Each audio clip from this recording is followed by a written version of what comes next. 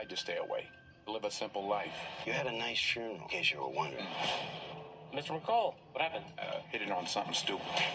But when somebody does something unspeakable, you do something about it. 16 seconds. Because you can.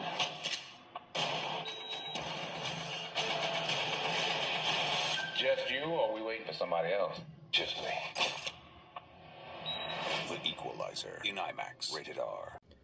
And welcome to Time About the Movies, everybody. Today we are taking a look at the last two films of September 2014 for September 26th. And of course, the biggest of the two new releases is Denzel Washington in The Equalizer. He stars as a middle-aged retired intelligence officer who believes he has put his special force past behind him and dedicates himself to beginning a new quiet life. But when McCall meets Terry, played by Chloe Grace Moretz, a young girl under the control of violent Russian gangsters, he can't stand idly by. He has to help her. Armed with hidden skills that allow him to serve vengeance against anyone who would brutalize the helpless, McCall comes out of his self-imposed retirement and finds his desire for justice reawakened. If someone has a problem, if the odds are stacked against them, if there's nowhere else to turn, they call The Equalizer. This is, of course, based off the 1980s TV series starring Edward Woodward, and this is also Denzel Washington and director Antoine Fuqua working once again for the first time since Training Day. Which, that's the only thing I could say that's bad about the movie, is that you don't have a great over-the-top Alonzo Harris performance in this one, but nevertheless, this is still a pretty awesome movie. In fact, all the Equalizer movies really are a lot of fun overall. I mean, Washington is the solid hold of this film that just is part of what makes this such a fun movie in general.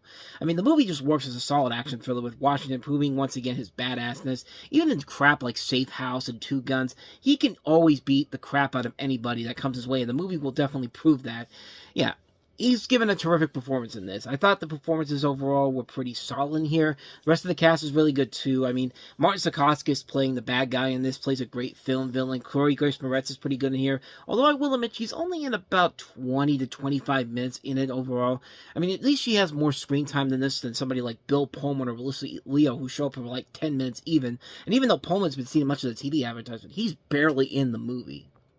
I also like the look of the movie, too. It has that great gritty tone, something like a Drive, sort of. Which is funny, because the director of the Drive, Nicholas Winding Refn, was originally supposed to direct this movie at one point during the production.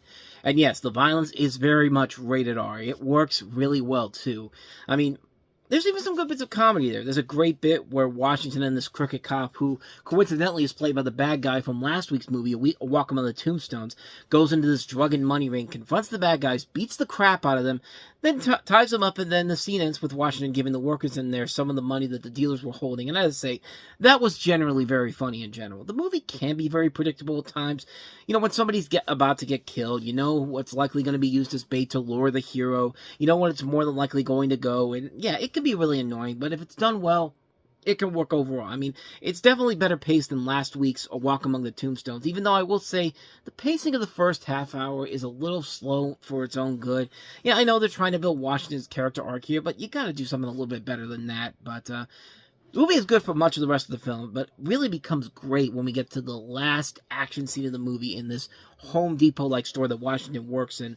The last 20 minutes are badass. This is the best moments of the entire movie. In fact, most of the climaxes in the Equalizer movies are the best overall. I mean, the one from Equalizer 2 is one of my favorite ones, and that reminded me so much of Patriot Games, but this is just so well done. Like, the action's very well done, Washington's being badass. I mean, there's parts where there's traps that literally feel like an R-rated Home Alone is about to kick in here. I mean, had the movie been paced better early on, I would have said this was one of the best films of the year, but it doesn't compare as well to A Walk Among the Tombstones, but at the same time, it's still a great movie overall. Washington once again commands the screen, proving that he can easily take on anyone that comes his way. The action is well done. The film has this great stylistic look to it. The ending action sequence is incredible. It just works, man. The Equalizer made the jump to the big screen in the best possible way. I mean, can't recommend this one enough. The Equalizer, man. The Equalizer, so with that said, let's go ahead and move on to the second of our films here, and that is the latest film from the creators of Coraline and Paranorman, and that is The Boxtrolls. Of the upper world. You're invited to meet the Boxtrolls. Fish, shoe, Sparky, oil can, and eggs.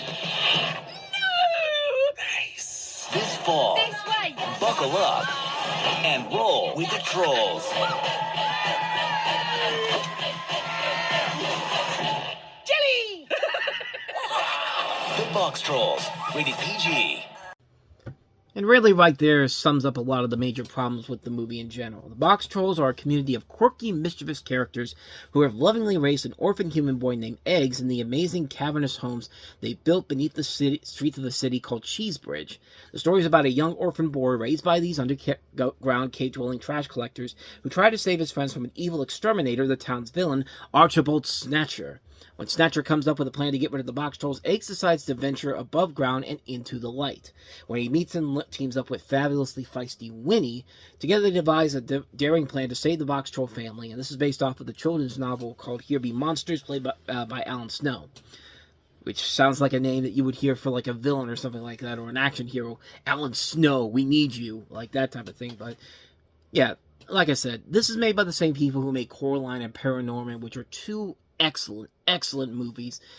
And this definitely feels like Laika trying to be appealing more to the mainstream audience, like a Despicable Me in a way. Although these characters are certainly nowhere near as annoying as the Minions can be. But that doesn't mean the movie is terrible. It's still a good movie. It's just that Coraline and Paranorman had that edge to them that made them stand out more. And even their next movie, Kubo and the Two Strings, I think really gave this studio more of an edge than somebody like Pixar or even before Sony Pictures Animation got that edge. But, I mean, the thing that works with Coraline and Paranorman is that the edge of that film is that those films managed to not only be great kids' movies, but they were able to go above and beyond for what we're used to seeing in modern-day kids' films. I mean, Paranorman literally has a main character who comes out as gay and is supposed to be the romantic love interest to Norman's sister, Anna Kendrick's character. Like, what other movie are you going to get that from? A studio like Pixar under Disney would probably be like, nope, can't have that in there. At least back then, at least. But I digress. But, like I said, the general story here is very typical, and honestly, there's more things you could see coming a mile away in this that you could tell. The name of the villain is obviously a giveaway as the villain. Like, he was literally born to become a villain with the name Archibald Snatcher. Like, what was he going to be if he wasn't a villain? Like, like a I don't know, chef or something like that? The father of the main character supposedly dies, but then comes back later in the film. There's a dad who doesn't want to listen to his child. There's a scene where the main character has to learn to fit in with normal people. There's a scene where the main character has to have a fight with one of the characters, and they have to go their separate ways for a bit. There's a scene where the Boxtrolls are supposedly dead, but they come back in the end to save the day. There's many moments like that in this movie, and coming from a studio like Coraline and Paranorman that did things so differently and took you completely by surprise when they built up these twists and all that. I mean, the twist in Paranorman is something that still is etched in my memory. It's like, oh, that's good. That's a good twist right there. Yeah, this movie just goes down the predictable route, and yeah, it's a shame that it does that overall. That's probably my biggest complaint about the movie, is that it's a very predictable story. But with all that said, though, I mean, it's got a lot of good elements to it. I like the Boxtrolls themselves. I think they are very likable characters. They can be very funny when they can be. The main character is very good. Eggs is a likable character, as is Winnie. I thought Snatcher was a pretty cynical and fun villain, and honestly, Ben Kingsley giving that great performance. I mean, that's probably one of the best performances I've seen from Ben Kingsley in a long time, man. I mean, it certainly is nowhere near the levels of something like a Love Guru or something like that, but that's good. We don't want that to be that way. His henchmen are a ton of fun to watch, too. The rest of the characters are okay at best. The story is about as generic as it gets. It has a straightforward 3-act structure, and it's easy to follow, and does lead to, I think, honestly, a pretty fun conclusion overall, especially with the way to defeat the villain. The animation is the best thing about it overall. I mean, not only do you have great stop-motion animation, but a mix of computer animation thrown in there with stop-motion flawlessly. I mean, Paranorman did a lot of those same things, and it's still amazing to watch those movies and realize that, yeah, this is clearly something where you cannot really predict what's what here. And yeah, and in a world now where AI is becoming the norm, I mean, I hope Laika doesn't go down that route with this, because yeah, this is the stuff that's been working, and if this is the reason why their latest film is taking so long to get done, then so be it. It'll turn out amazing. But like I said, I enjoyed the Boxtrolls. I think it's fun for kids overall. Good animation, decent story, likable characters, a good heart to it. I always say that there's never been a really bad stop-motion film, except maybe Monkey Boat, but even then it was like a live-action hybrid overall. And the Boxtrolls definitely doesn't change my mind on it overall. It's worth seeing on the big screen, but if you haven't seen it, you didn't see it on the big screen, it's worth watching at home. I think you'll like it as much as the other Laika films, but it'll definitely be the lesser of the films that you see from them. I think Coraline, Paranorman, Kubo, and even Missing Link, which is probably their second to worst film, is actually a lot better than this is. So take that for what you will. But yeah, that's my thoughts on the Boxtrolls. And thus, with all that said, we wrap up another episode of Time About the Movies, and it's October time, folks. That you know what that means. Halloween and also awards season, baby. We have one of the more anticipated movies of the year, David Fincher's adaptation of the best-selling novel Gone Girl with Ben Affleck and Rosamund Pike among its cast. We have the Conjuring spin-off that everyone saw and was just like, wow, this is absolutely terrible. But hey, we're going to make it a hit so we can make sequels out of it. And surprisingly, the sequels ended up being a lot better than the original film did. But then again, this was directed by John R. Leonetti, who is basically the hack director that you bring in for a film like this. So no wonder why the first Annabelle was not the great movie that it was. But it did lead to good films afterwards with other directors. But we'll touch on that after we get done with this one here. But we also have one of the biggest movies of the year, easily, Nicolas Cage and Left Behind. Hello. And we also have...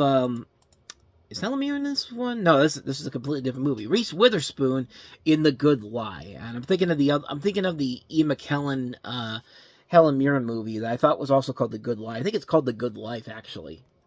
I was close. The Good Liar is what it was called. So just a couple of letters off, but we're not going to look at that movie yet. We still got about 5 years to go with that one. We're going to take a look at the Reese Witherspoon movie called The Good Lie, and I thought I had something else here. Let me see. Oh. Jason Reitman's latest film, Men, Women, and Children, with Adam Sandler and Jennifer Garner among the cast. Not one of his more well-known movies, but at least it was better than I was about to say Drafty, but that's his father. It's better than Labor Day was, but we'll touch on that on the next episode. So I think about 5 movies we'll take a look at next time around. So with all that said, though, thank you so much for watching this. I hope you enjoyed it. If you did, please go ahead and do me the honors. Hitting that like button and the subscribe button and the notification button will do wonders for this channel. But also, you can go ahead and hit that playlist and check out the previous episode we did. So with all that said, whether it's in the past, the present, or the future, I will see you at the movies. Take care.